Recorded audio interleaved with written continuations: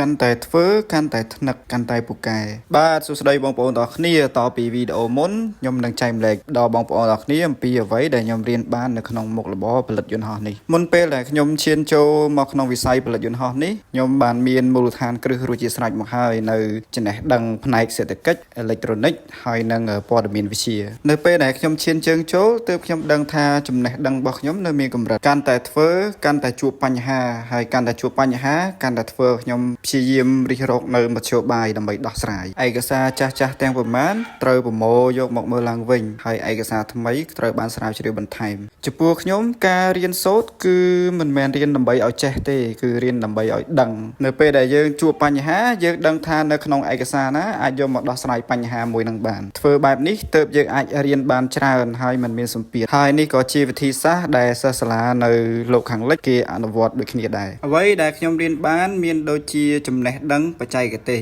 យើងត្រូវខិតខំធ្វើយ៉ាងណាដើម្បីឲ្យបច្ចេកទេសរបស់យើងផលិតនៅផលិតផលយើងបានល្អដើម្បីប្រកួតប្រជែងជាមួយនឹងផលិតផលដែលមាននៅលើទីផ្សារយន្តហោះគប់អត់អាចនៅតែយន្តហោះគប់ដដែលទេត្រូវតែទៅជាយន្តហោះបញ្ជាយន្តហោះបញ្ជាត្រូវតែវិវត្តទៅជាយន្តហោះបញ្ជាដែលល្អដែលងាយស្រួលបញ្ជាបានចិត្តទៅជាបញ្ជាបានឆ្ងាយមួយទៀតគឺចំណេះដឹងហិរញ្ញវត្ថុលុយកាន់តែវិលគឺកាន់តែពិបាករកខាតហើយនឹងចំណេញព្រោះនៅក្នុងវដ្តដាក់នៃផលិតកម្មមានការវិនិយោគផលិតកម្មផលិតភាពតម្រូវការចំណាយគោលហើយនិងលទ្ធផលកត្តាទាំងនេះត្រូវតែសមតុល្យគ្នាចំណុចមួយទៀតគឺជាការគ្រប់គ្រងធ្វើយ៉ាងណាដើម្បីឲ្យអ្នកចេះដឹងអាចធ្វើការជាមួយគ្នាបានហើយដំណើរការប្រតិបត្តិនៅក្នុងក្រុមហ៊ុនត្រូវមានទំនមអ្វីខ្លះក្រុមហ៊ុនខ្លះមិនបានរៀបចំមាគ៌ាមួយដ៏ត្រឹមត្រូវឲ្យបុគ្គលិកធ្វើតាមតែបែរជាអង្គុយចាំតែចាប់កំហុសបុគ្គលិកចំណេះដឹងទីផ្សារធ្វើយ៉ាងណាដើម្បីកំណត់នៅតម្លៃផលិតផលរបស់យើងនៅលើទីផ្សារដើម្បីឲ្យមានស្ថិរភាពទោះបីបើតម្លៃនៃវត្ថុធាតុដើមប្រែប្រួល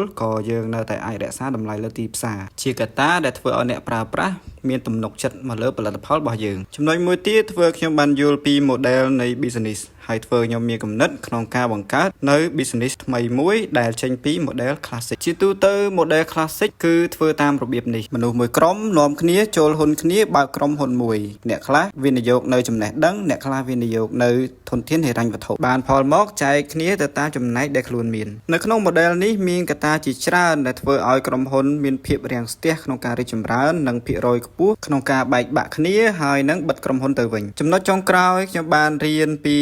សារៈសំខាន់នៃទីផ្សារមូលបត្រព្រោះទីផ្សារមូលបត្រគឺជាប្រព័ន្ធតែមួយដែលអាចគ្រប់គ្រងឲ្យក្រុមហ៊ុនឈរជើងនៅក្នុងទីផ្សារជានិរន្តរ៍អរគុណដល់បងប្អូនទាំងអស់គ្នាដែលបានស្ដាប់វីដេអូខ្ញុំដល់ចប់ហើយក៏សូមខន្តីអភ័យទោសបើសិនបើមានកន្លែងណាខុសឆ្គង